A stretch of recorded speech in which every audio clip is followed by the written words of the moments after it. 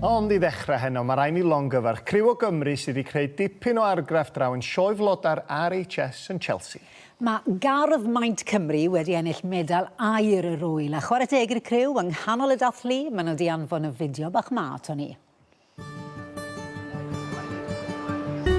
Helo, dwi yma heddi yn y sioe flodau Chelsea gyda Gardd Maint Cymru. A ni newydd ennill aur yma a hefyd wedi ennill y gardd gorau yn ein categori ni. Gardd yma yn Chelsea yw'r gardd mwyaf bioamrywiol yn hanes y sioe blodau Chelsea gyda 313 o blanhigion wahanol. Ni'n edrych ymlaen llawer I symud y gardd nôl I Gymru hefyd ar ôl y sioe yma. Bydd y gardd yn symud I gardd botaneg Treborth ym Mangor.